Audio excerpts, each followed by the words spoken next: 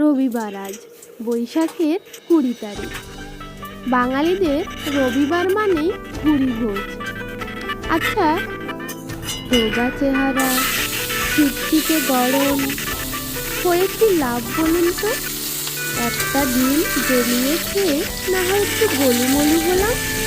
আহা, বাড়ির খাবারই তো, কি আর হবে।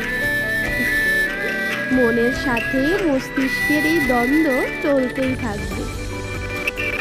বাইরের লোকেরা যাই বলুক, নিজেকে আমরা কিভাবে দেখতে পছন্দ করি সেটাই কিন্তু আসল সৌন্দর্য।